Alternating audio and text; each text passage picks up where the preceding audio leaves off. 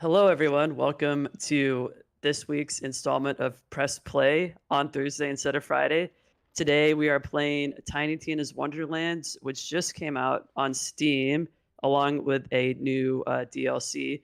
I'm joined here by Matt Cox, Tiny Tina Wonderlands creative director, and Kayla, how am Kayla. I say Kayla Belmore from Gearbox, Tiny Tina Wonderland senior producer. Thank you both for joining me. I'm looking forward to playing this game. Good to be here. Thanks for having us. Thanks So, for just to inviting. give the audience a bit of background, I've been playing. This is my screen that I'm shared right now, and I've gone through the first couple of levels. Encountered Dragon Lord and Butt Stallion, great names, and we just defended the castle from Dragon Lord's skeleton army, and now we're going to Shattergrave Barrow, wherever that is. So I'm joined here. Caffeine Cavalry is Kayla, and then Fine Matt Cox. Pretty self-explanatory there. Thanks so much, guys, for joining us. Releasing on Steam, what is it's opened up, I guess, the player base significantly from that Epic Games Store. What's been even since the game came out in March up until now? What's been the feedback like for you guys for the game? We've been very encouraged. People really like a lot of the new things that we're doing. Gearbox is known for looter shooters, but in a fantasy setting with a character like Tiny Tina and just a fantasy version of the looter shooter that we like to make with spells and the overworld, like people have really taken to a lot of the new things that we have added to the types of games that we make. But really, people have latched on to the fact that this is its own lane. It exists within the Borderlands universe, but Wonderlands is definitely its own thing, and people have really taken that to heart and have enjoyed the whole game. Great. And I should say I forgot to introduce myself. I'm Hawken Miller. I am a launcher contributor. So on that note, let's go to the overworld.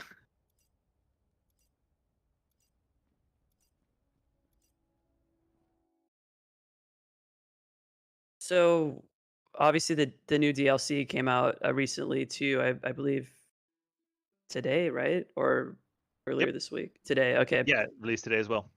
One thing I noticed in reading some of what's going on with the DLC. Obviously, I'm not far enough to get to that point yet in the game, but it was interesting reading that one of the bosses that of this season or of this DLC is it gets tougher and tougher, or it changes up as time progresses. And so, I'm curious from a developer standpoint, what is it like designing something like that? What are the challenges behind that to creating a boss that kind of progresses in season?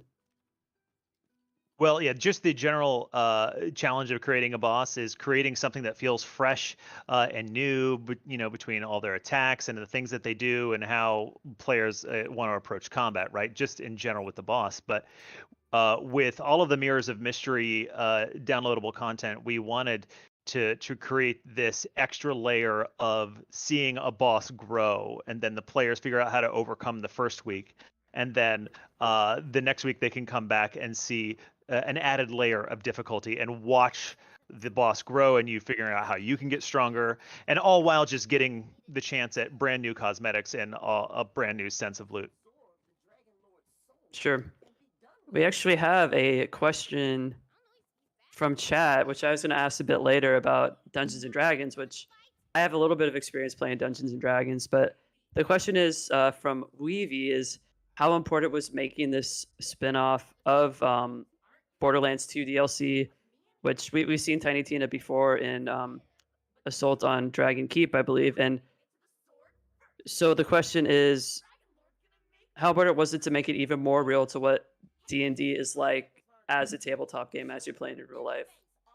One of our biggest and most precious goals to the hearts of the leadership and development team on Tiny Tina's Wonderlands was to really bring the spirit of D&D, maybe not to the letter of the law, but make sure that first and foremost, you have that feeling that you're playing a tabletop game with your friends. So you've got Fret and Valentine and Tina as your bunker master over your shoulder with that constant chatter, and we really try to evoke that feeling. And of course, we added some new things like the stats that you can put into the beginning and the character attributes that you can choose in addition to the character customization. So we did deep dive more into that tabletop sort of gaming experience with that customization.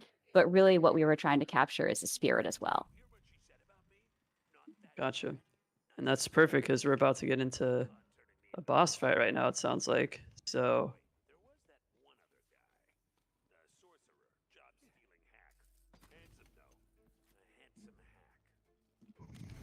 let's see how good this shotgun is that I picked up.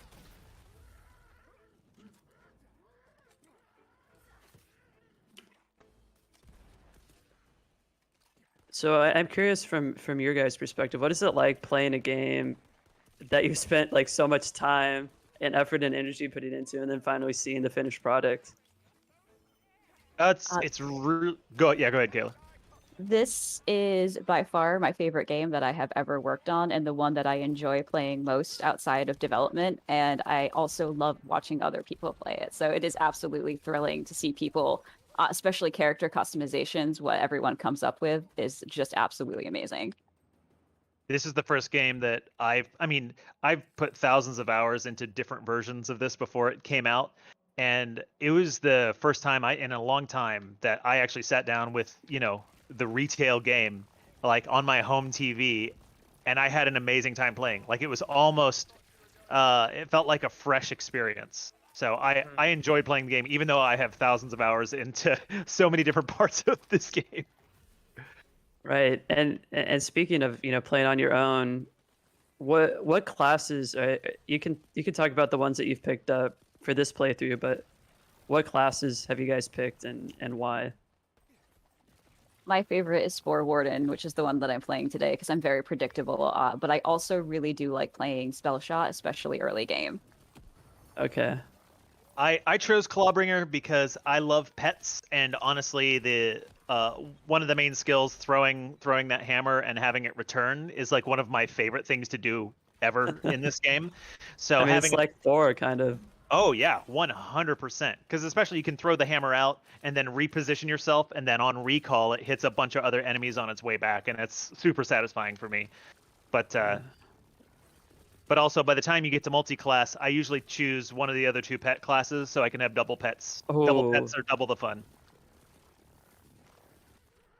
Yeah, I wonder if you guys can talk about kind of multi-classing, and that's a huge part of D&D. And incidentally enough, I just started multi-classing in my actual D&D game that I'm playing with some friends. And why do you decide to include that? Why, whereas in the other DLC and that Tiny Tina was in, you didn't really have something like that?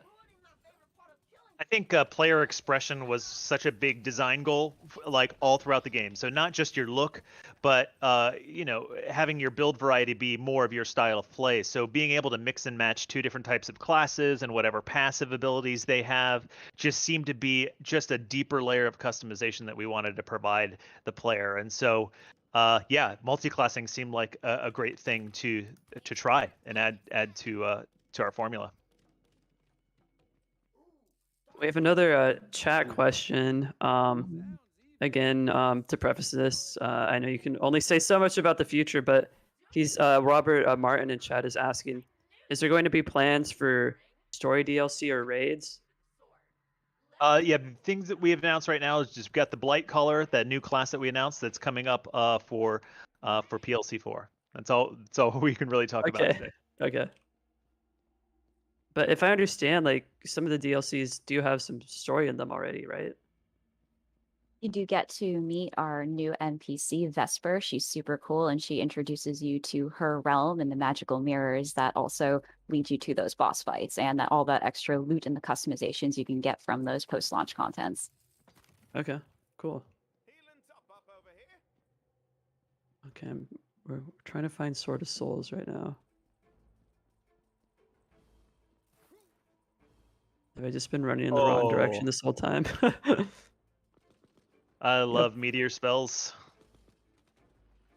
Oh yeah, I have actually just equipped one.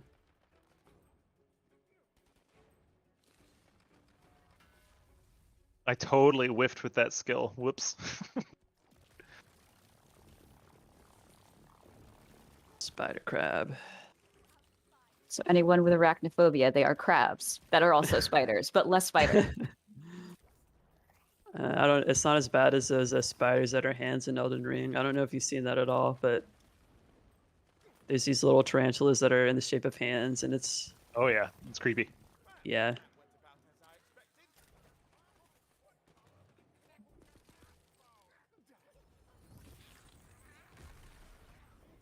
Oh my gosh. I will Keep say thinking to playing apprehend. playing with people co-op makes it a lot easier.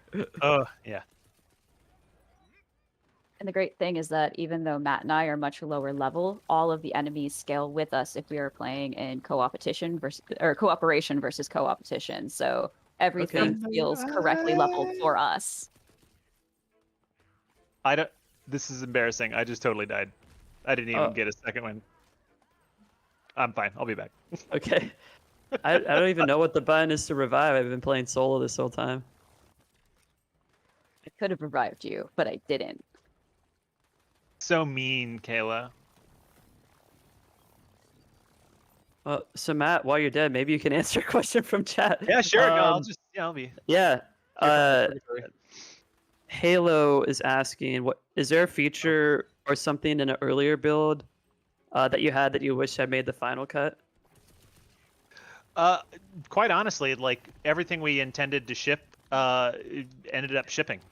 So we're very, very proud of our entire team because we made this game mostly during the pandemic, learning how to work from home. But yeah, character customization, what we wanted to do with the overworld and the Chaos Chamber end game, like there were a lot of big things, big new things that we wanted to accomplish with the game that it all shipped. Ooh. I seriously love meteors.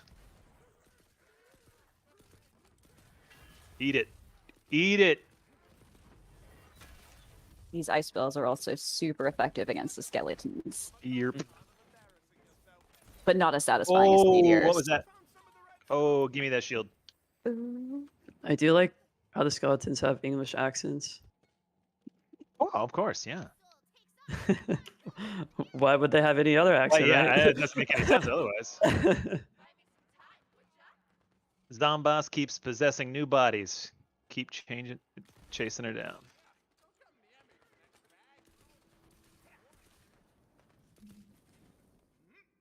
Are y'all here? Oh, there you are. I'm just getting some ammo.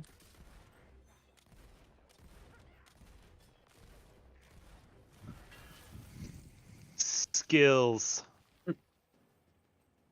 Might get a little help here in a second.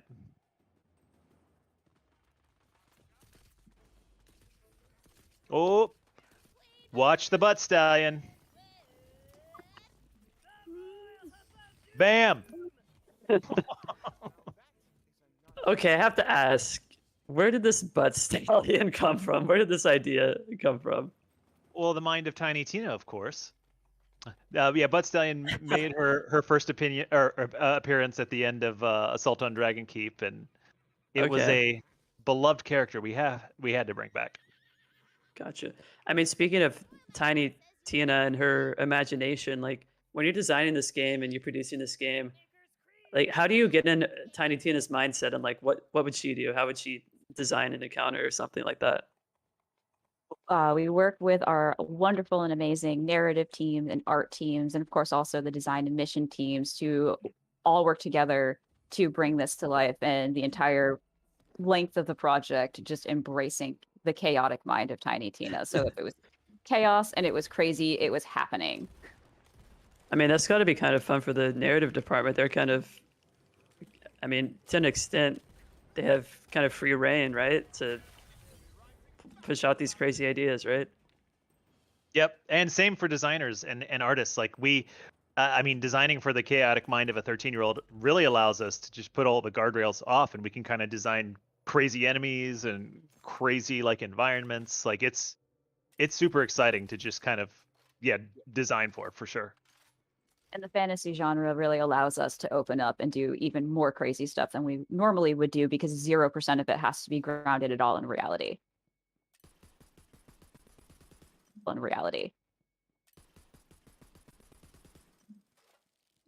Again, I don't think you guys can answer this question from chat.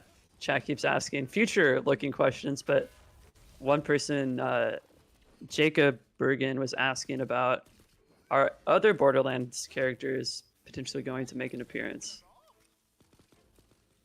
Yeah, we can't talk Okay. about anything for the future for today. All right, chat, you In- heard that? Stop asking me to ask some questions about the future. In the main game, you will see some familiar faces, though, not just Butt Oh, Stallion. yeah. If this is your first time watching, yes, there are more Borderlands familiar faces in the game for sure Okay. than what they've seen on this stream.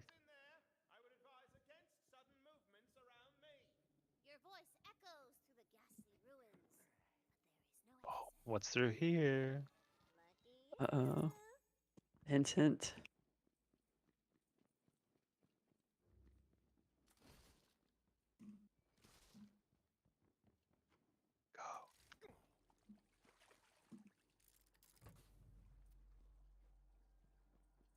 We should definitely let him open that chest. What do you think, Kayla? I think that's the best loot in the game, actually. So Yep, we you're gonna should. get a great gun. Oh, wow, look at that. Speaking of designing, I don't even know what to think of this. I'm like, oh, it eats, it like sucks you in. Okay. Good thing I got a good rifle out of a chest just now.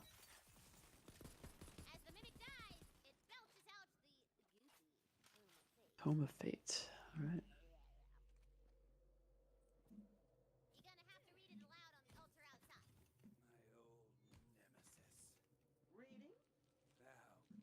Reading.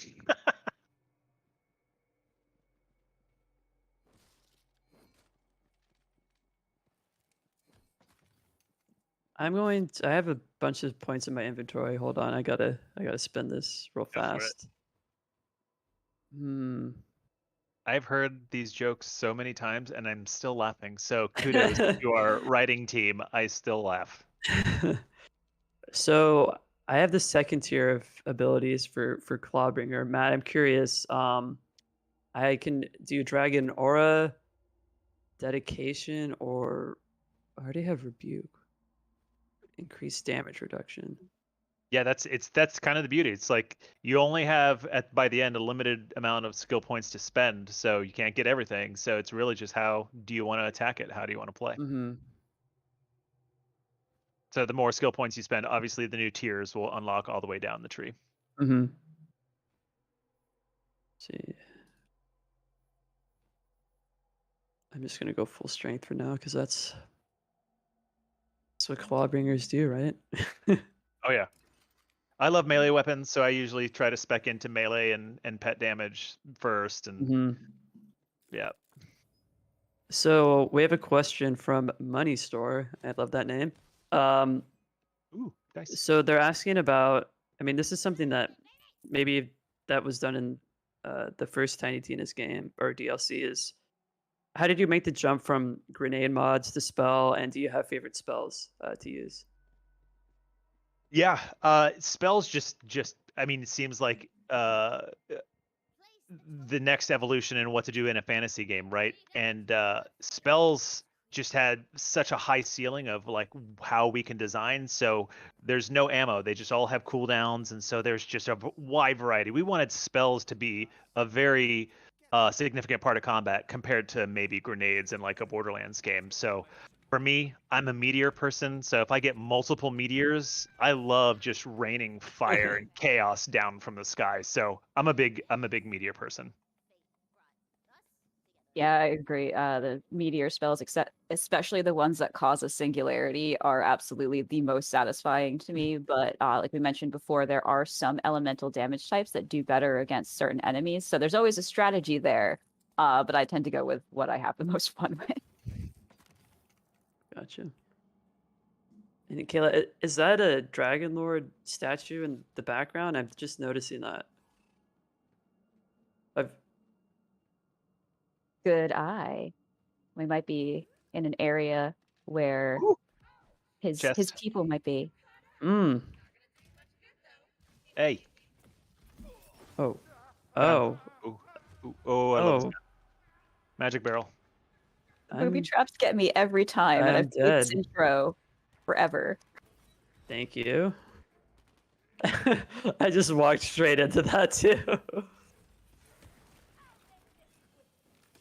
That's why it's nice to have teammates, right? And if actually you hold down, I don't know if you notice, if you hold down the melee button, they'll just automatically keep swinging. So Oh, it kind okay. of helps, so you don't have to keep tapping. Some of the pet classes, you can also take skills where your pets can res you too, which is very handy for solo play. Super Well, that's helpful. good to know. I'll definitely take that into consideration for the future. Woo. The moldy barrel was filled with decay. Dead gross stuff. It's full of nasty smell. So Ugh. you were talking about the dialogue and writing earlier. Obviously, you have a great cast to work from. You know, Will Arnett and Ashley Birch and Wanda Sykes. So how, maybe as writers, you definitely you didn't really write a lot of it, or maybe you did. But from that perspective, how did the writers approach that working with talent like this, and how much of the talent then had feedback on that writing? So we were absolutely thrilled to get to work with such an all-star cast. We really relished the opportunity to be able to, have them lend their voices to these characters, and you can hear some hints of their personalities within each character.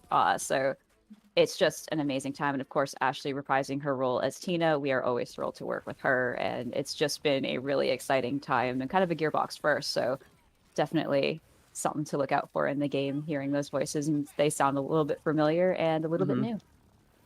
I remember Sam telling stories about, there's the lines that were written on the page, but sometimes stuff happens in the booth that, comes out of our actors that ends up being what's on there. So it's not always exactly what's written, just depending on the magic that happens in the booth. But I know they had a tremendous time working with all of our voice talent.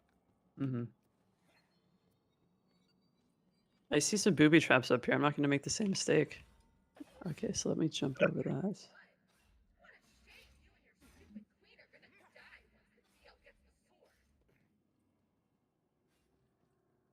All One of the right. Well, go ahead. I was gonna say, great quality of life update if you haven't played yet, but have played other titles. The vending machines have very easy refill, so one button to refill ammo, health, stuff like that. So if you don't want to go shopping, or dump loot, you have a very easy way to refill right before what's probably a boss fight.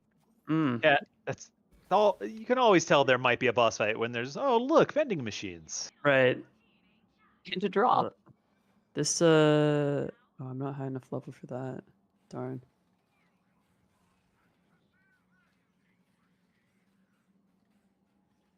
Okay. Do you either of you have a favorite weapon?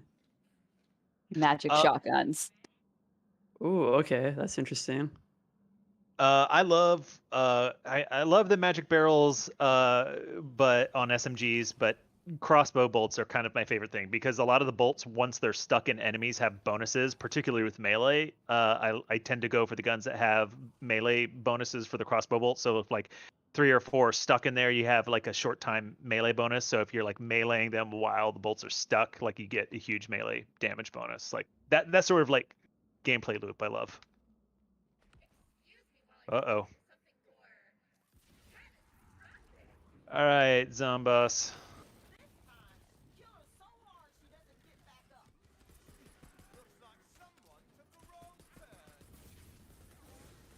Ooh. Oh dang, okay. Ooh. That's a rough spell. It kind of sucks you in a little bit. Oh yeah, the singularity attack is no joke. Where go? Where go? Woo!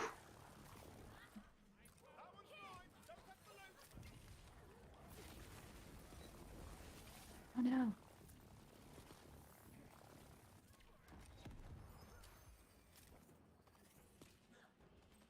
Come on.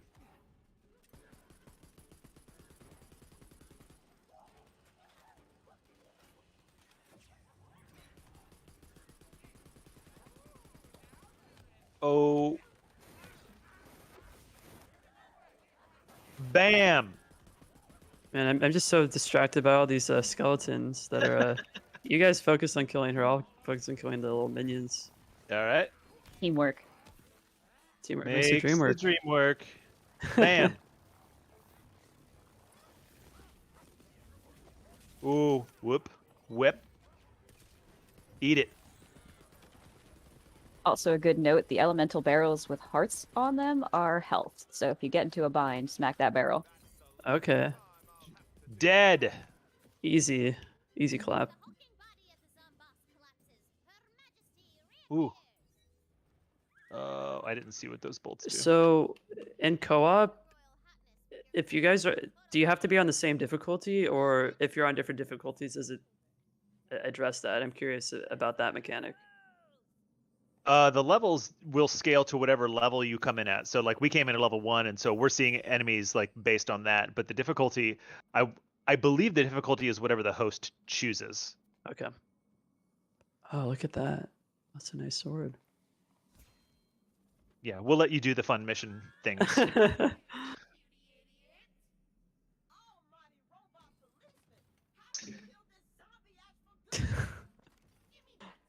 I'm also seeing around like how you get around some of the mature things, the way you like biatch and stuff like that. Oh yeah, no, there's some finesse in riding around some of those.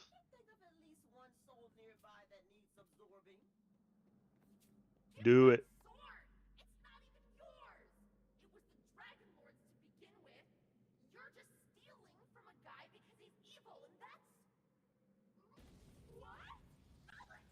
I was just gonna let her keep talking and not do anything. You could I just was let like, her keep going. Clatters to the ground. Like this. If you let her talk too long, like it actually ends the game and we lose and we have to start over. Oh, okay. Kidding. Well, No, I'm kidding. glad. That's not what happens. Now you must take the sword back to Brighthoof. A town portal opens up. All Let's right. do it. We got the Sword of Souls. So we're talking a bit about, making Tiny Tina a T game and then releasing it on Steam, obviously, bringing in a wider audience. Do you feel like that's been kind of a successful strategy for Gearbox and for this game in particular? At Gearbox, we say that we want to entertain the world, so broadening the audience, especially for younger people, or maybe if you don't really overly love a lot of gore.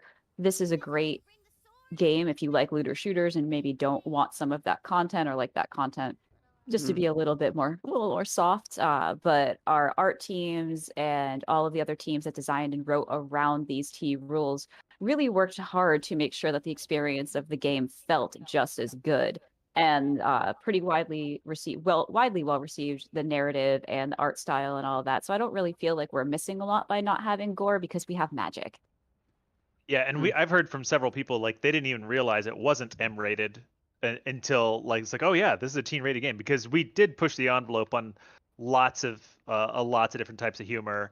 It almost reminds me of like the 80s PG-13 or PG movies where you go back and you watch them like, oh god, they got away with that. So I kind of feel like we represent that. But also I've heard so many people like parents that are playing this game with like their their younger kids, which they never would with a Borderlands game. So we love hearing those types of stories.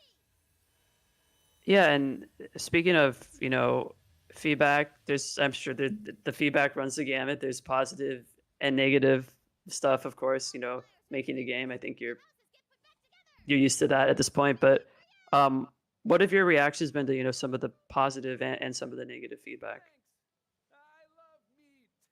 We're always listening to the community, so absolutely love to hear the positive. We love to watch people enjoying the game that we create. Hundreds of hands touch this game with lots and lots of love. It means the world to the team. So having people enjoy it is like our first priority. And of course, there's always feedback that we're listening to, and our live team is doing a fantastic job of watching the forums, listening to people, and helping with those quality of life updates that you see in our patches. So feedback is feedback, and we love to see that too, so we can make a better game.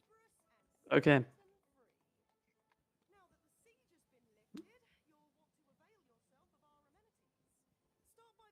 Oh, it's all shiny now. I know we got the Sword of Souls back, and it cleaned up the whole area. Now, oh yeah, now we Okay. get to go visit all of the quality of life NPCs that some SDU upgrades. Yeah, gotta go to the blacksmith first. All right. Yeah, no, we've been very encouraged by the positive reactions as well. Like the whole team felt really good about the launch and how all of the new things we were trying were received. And just like Kayla said, we're always listening to feedback, even though we can't ever just like answer every single question like maybe online, because there's so many things at work behind the scenes. Our fans are awesome, our community is awesome, and they can all rest assured we're always listening and evaluating feedback.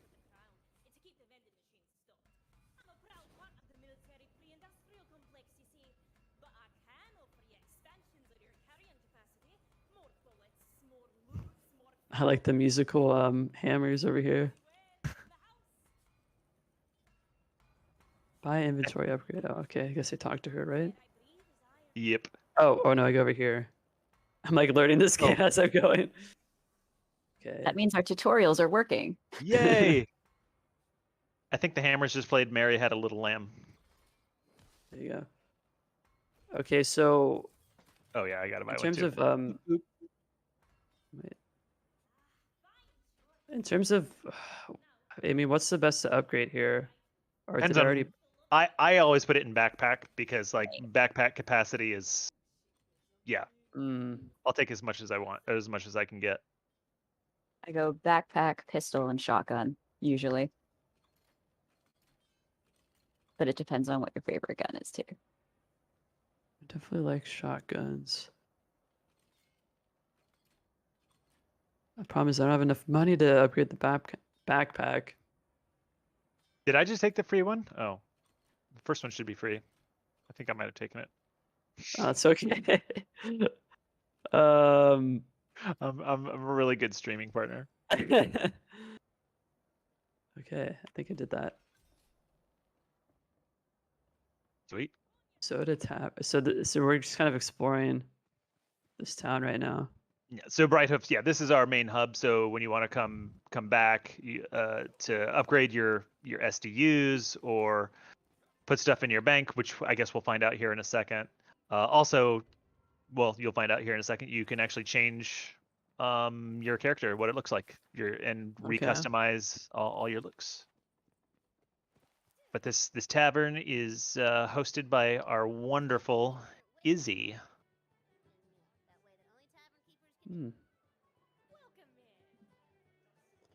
So we have another question.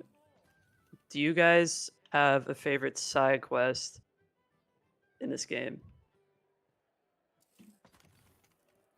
I have there's a lot. Okay, I don't want to spoil who. For those who haven't played this game yet, that would be a spoiler. There is a riff on Don Quixote in this game that's actually really fun. Let's see. There's it's like I want to explain them, but by explaining them, it's kind of like the joy of the discovery of what we're spoofing or nodding to. But I will say some of the best some of my favorite boss fights are in the major quests. Like in the snowy mountains of Mount Craw, there's a whole Vorkanar mission, like this god Vorkanar that you fight at the end. That's a really, really epic mission that I enjoy. Kayla, what about you? There are a couple. I think both of my favorite side missions are in an area. I won't spoil it too much, but it's the dankest of dank forests. Okay. One involves a tooth fairy, and Yeah, you the can say. other involves a familiar face that will take you on all sorts of crazy adventures, and he might be a robot. Okay. I won't spoil anything, but those missions definitely make me laugh every single time. And as many times as I play this game, I will always go back to those. How many if you had to estimate, how many side missions or side quests are there for people to explore, complete? I think we have over 40 total. Okay. So there's plenty of content. And what's kind of new for us is this concept of major quests. Like we have the main campaign quests, but we also have major quests and side quests. So there's a wide variety of lengths and size of quests to have, because there's 4 completely different environments that aren't on the plot line that exist for you to discover when you're traveling the overworld, that have their own like contained story. It's pretty great. Yeah, I noticed that earlier before I got on stream. I was playing a bit. I think it's whichever world Vesper lives in. I forget what it's called. But Oh, it's just Dreamvale Overlook. That's actually the downloadable content hub. So okay. yeah, but the snowy area it should be accessible pretty soon as you play, Okay. which is Mount Craw. So we got emotes, banners, statues. Wow, okay. And then one thing I was going to ask you about is once you complete the game, there's more to grind, I guess. And I'm curious, what was your thought process in, okay, so once you finish the main story, how are you going to keep people engaged and wanting to continue to grind and get better loot? Yeah, that's why we created the Chaos Chamber. I won't spoil too much about like the context around the Chaos Chamber, but we like as you're traveling through the overworld, you'll have these random encounters, and you'll have these dungeons and caves that you go through that that you can like battle and do a bunch of combat and get more loot. So we have this concept of the Chaos Chamber, which is endlessly repeatable loop of dungeons that are randomized.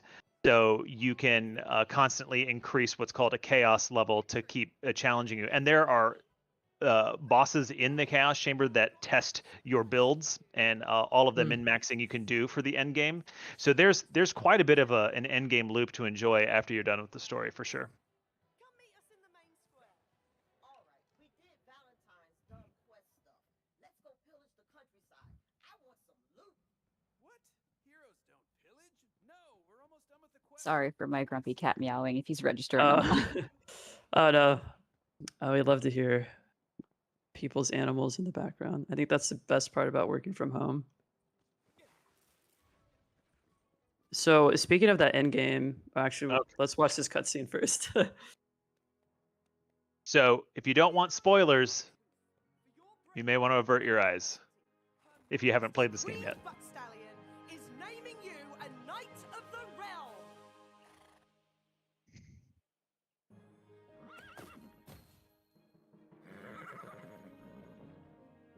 Kneel and be knighted.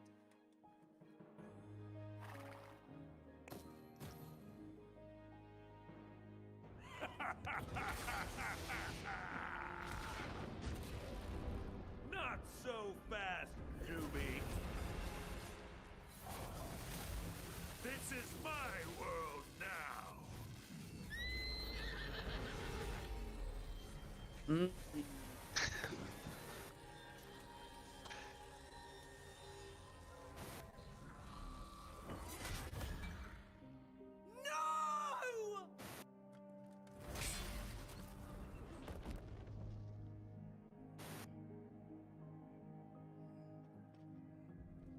No! But Stallion. Just being told how my story goes. Your master's age of heroes is over, and soon her whole world will follow. Ha ha ha!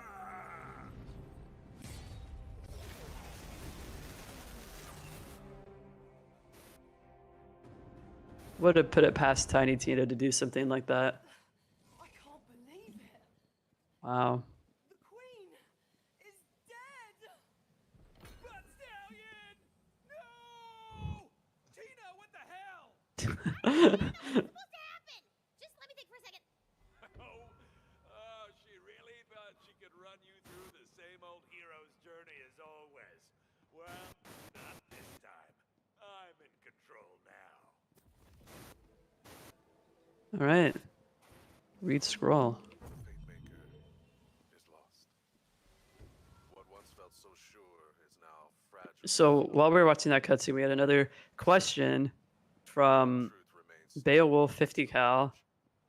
we're talking about the end game and legendary items. So do you two have any favorite legendaries that you can pick up? Booming sound rings out.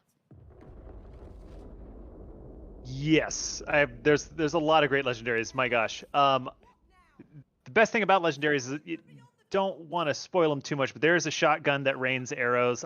That's pretty rad. She left me with all her glittering heart. Yeah. I miss her so much. Well, maybe again, like I'm a noob at this game. I'm a newbie. As Dragon Lord says, can you maybe explain like I assume legendaries are items that drop from bosses, correct? Well, legendaries can drop really anywhere. Like they Okay. have a higher chance to drop from bosses. And one of the things that we wanted to do with Tiny Tina's Wonderlands is make sure legendaries feel like it's your birthday. Like we wanted to make them scarce enough to where when you see one drop, it just feels like like a birthday present dropping. But they can drop from multiple sources.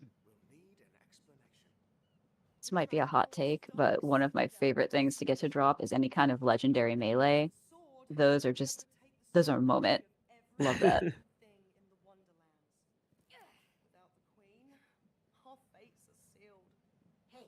ask him if we're still getting knighted. Fret, we're in mourning. You are in mourning. I'm getting that sir in front of my name. I know we're still in the mourning period, but am I still getting knighted? I also one thing that's funny is being able to change the pitch of your character's voice. Like you can make them as like sassy sounding or as serious. And does choosing the different accent, does that influence the dialogue at all, or is it just how it sounds kind of thing? There will be slight differences in the dialogue, not for the pitch changes, but for the various personality changes. They will react to the storyline, which doesn't change slightly differently according to their personality. Okay. Oh, so we're getting united, I guess. Neil. As Regent Defender of Brighthoof, I name thee Squire of the Squire? That's Dragon Dookie. I know it's not much, but it'll have to do. I said the dialogue before it even happened. I know. You're Itself. you're just as offended as Fret. Take back the Sword of Souls and avenge our queen. You'll need a vessel. Speak with the Dockmaster. Whatever resources we have are at your command, Fate Maker. So while we're finding the ship, another question I wanted to ask was, I saw, I think it was a quote from you, Matt, talking about you really want to envelop people in the fantasy. So what have you done here that you've been able to expand upon since Assault on Dragon's Keep, which came out almost 10 years ago now, believe it or not? What have you been able to do now to kind of expand that fantasy element and really envelop people in it?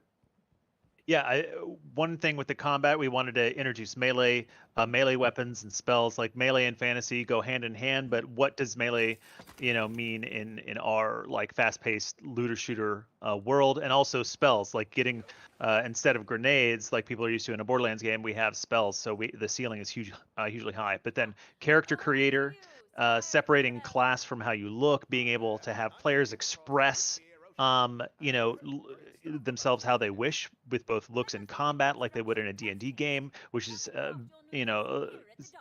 something that's very fantasy tabletop, but also like our artist did an incredible job. We wanted to go to completely different locales and like have traditional fantasy mixed with some crazier fantasy as you get further and further into the story. So from the visuals of everything, from the combat and the things that you can do, and also the overworld. Like the overworld is kind of like a living tabletop, and so really honing in on the fantasy elements of playing a fantasy tabletop board game and having a living tabletop board in what the overworld has become. And a quick shout out to the audio team that took these worlds that our artists and designers built and the amazing plots that we wrote around and really enveloped the player in these original scores that feel like those areas. They put a lot of work in there, and one of the places I notice it the most is that dank forest, where the music just feels creepy and spiny, which you'll know it when you see it. And that took a lot of work on their part and a lot of heart to be able to just make the player feel those things through not only the visuals and the gameplay, but the sound. That's funny. You mentioned the dank forest. For the Washington Post, I'm watching. Our tagline is "Democracy dies in darkness," and so on our Twitch channel we have "Democracy dies in dankness," Nice. and so that just brought that to mind. Solid. Sorry. Well, and as it happens, that's our next objective is to go there. Okay. Well, Oh, you're gonna just try bye. to go. You're gonna go straight to the Dragon Lord, I guess. All right. Have a nice time. The good ship falls on ya, Skipping cast all of out it. from harbor. Wait, Wind at your back, and the prow aimed at destiny.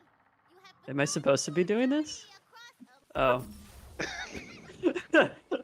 You were like that. I was like, what am I? I was just like trying to read your reaction. That was really satisfying to actually watch somebody else do it in co-op, and then I'm just gonna stay on the dock for a second. I was like, wait, am I supposed to? But then we're going on the actual quest and saving the world. Oh, we gotta find a bard first. Okay. I will have the worker goblins fetch your ship from the bottom of the harbor. Also, I was talking about this before stream with Matt, but sliding does not. I've confirmed it does not make you go faster, despite a popular opinion. It just looks like you're going faster. Yeah, we do some field of view tricks when you do start sliding that kind of makes it feel that way a little bit. But again, I know we have people that will swear up and down that it is faster.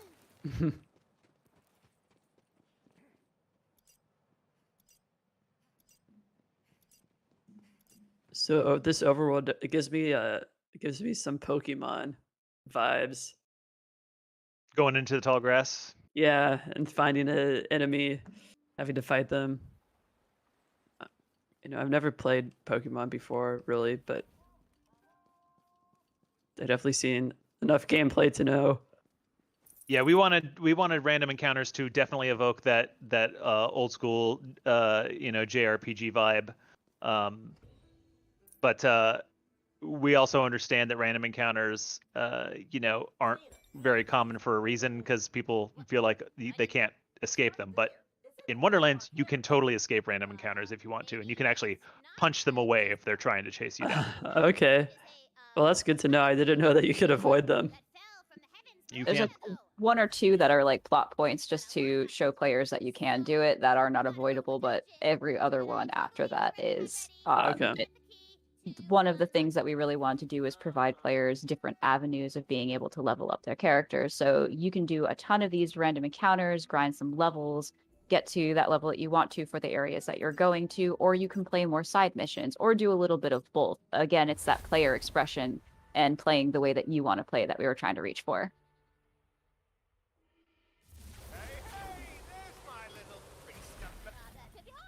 Yeah, and talking about the D&D and like the metagaming and having the cheese puff kind of just on the board, and you have to go through the dungeon. I think that's it. It was totally a part of Tina's plan from the very beginning. Mm-hmm.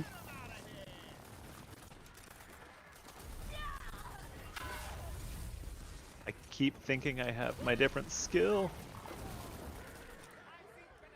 I know chat's probably gonna get on me for like not changing my weapon, but it's a little bit hard to shoot zombies and interview people at the same time. Or mages and skeletons.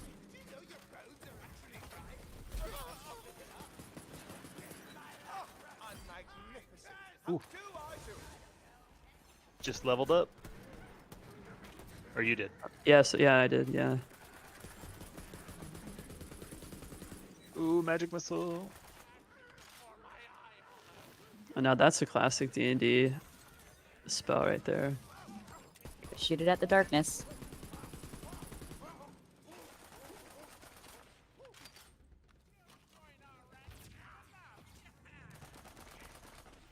We have a Belly Straw in chat was just complimenting the overworld, saying like they like the map size. They felt like an older Borderlands games, the map was almost too big. So It was definitely something new we were trying to do to connect all of our first-person combats and first-person environments. And yeah, man, our teams and our artists, our designers, everybody, audio, all just really hit it out of the park, we thought. But I appreciate that. Oh my God, why am I terrible? I ask myself that Come on, sometimes Kayla. too. Kayla's gonna save me this time.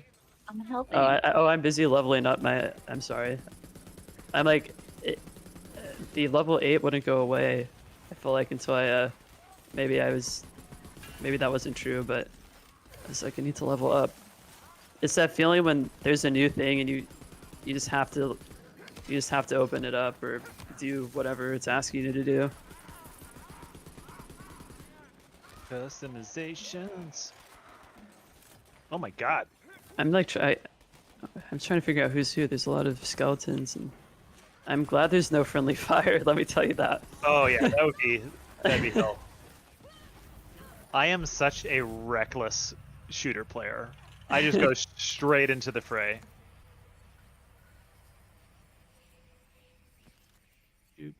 Ooh. Do want. I'm just picking up everything and not really paying attention. I'm like, I'll just look at it later. Yeah, magic shotgun. So, I have another question. I don't know if you guys can answer this, but I don't know if you were at all part of the conversations of making Tiny Tina into a standalone game versus just a DLC, and maybe you could speak to why you felt like you wanted to create a Tiny Tina standalone game. I think there was just a huge desire for. Wow. I just got. Why am I terrible? Okay, there's been a huge desire to make like a fantasy shooter of some sort, like in the whole studio, and so the ceiling for what a Tiny Tina's version of our looter shooter could be was way bigger than a DLC itself, and so it made sense to us for a while that a standalone game just made sense in the whole fantasy world, because there's so much opportunity in fantasy to go to different places and try different types of combat while still maintaining that looter shooter loop that we love to create.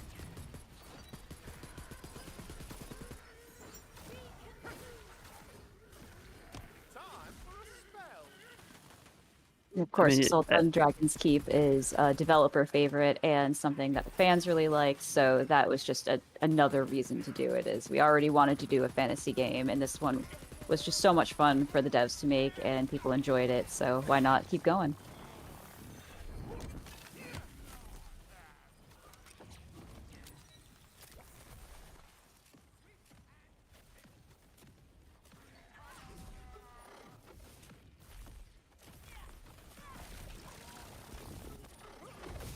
All right, we got another question from chat here.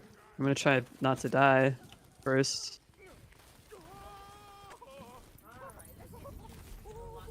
Oh wow, that was close.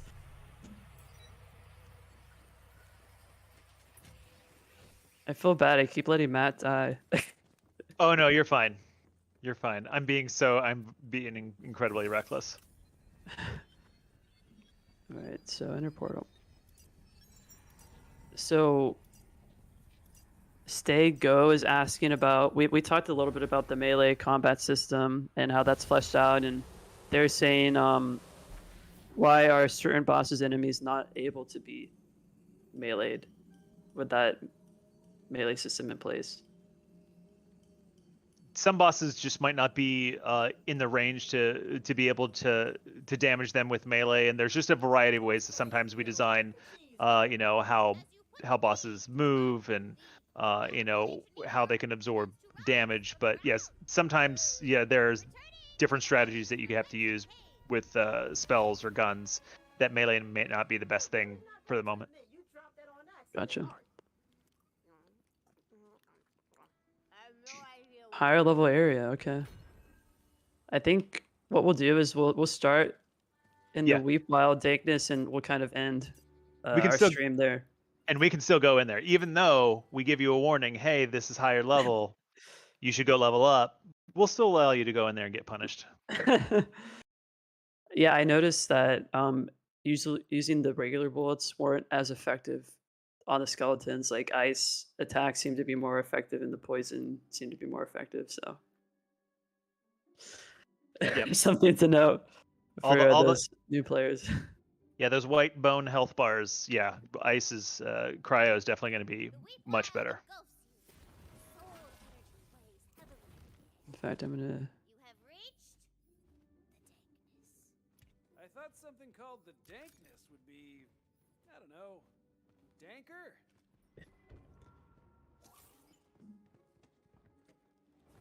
We can do the danker reveal here before we go, probably. At least with the weapon I have and some of the other ones, I love the like when you reload, you like sprinkle the magic dust on it. I assume your animators had a lot of fun with like Oh, the yeah. different reload animations and such. Animation effects, like all the art teams had a ball. Just then, all the trees die, Whoa. and then mushrooms grow out of the rotting corpses. Oh no, the mushrooms. Are we talking? I need a dank ranking. You gotta rank the dank. If I'm being frank, you gotta rank the dank. Oh, you need me to Oh, crank look out a at these. dank Oh no, they're bad. I was like, oh, look at these cute little shrooms. You can just jump on their heads Mario style. That's a little secret that I haven't seen too many people figure out, but you go. Oh, okay. Let me see if I can. Oh wow, you're right. It's kind of hard though. Yeah, it's more of like a hidden mechanic for some of the smaller mushrooms. The shroomlets. These aren't your Super Mario Brother toads by any means. Okay, well this is or what is it? Wilder Dankness? I know Dankness is Wild. Weep Wild Dankness. Weep Wild Dankness, okay. So I think this goes to show we were talking a bit about the different environments that you've created and the musical score to go along with that. So this is just one of these different environments. And Vibe check. how many of these environments would you say there are in Tiny Tina's Wonderlands? There's a lot. I don't know the exact number, but there's a huge variety. You can't even remember her name. Okay, well, this is Tiny Tina's Wonderlands. Any final closing thoughts for chat, for anyone watching? Check for their vibes. If you want to stay up to date on all the latest and greatest and get new details as we reveal them about the fourth DLC in the season pass, always follow us on our socials if you feel so inclined. It's at Play Wonderlands on most of the platforms, and you'll be in tune with everything that we're coming out with for news. Okay, and what about do you guys encourage people to follow you on Twitter or social media? Sure. Yeah, and I just want to say on behalf of our entire team, we poured our heart into this, every inch of this game, and so thank you guys so much for checking out Tiny Tina's Wonderlands. We hope you have a lot of fun. Yeah, and thank you so much, both of you, Matt and Kayla, for taking time to play with me. Hopefully my gameplay wasn't too terrible for you, chat. Again, this is press a play on Thursday instead of Friday, but we're glad to be able to do this, playing Tiny Tina's Wonderlands. I'm Hawk and Miller for Launcher. Thanks so much, everyone, for watching, and have a good rest of your week. See ya. Thanks, everybody.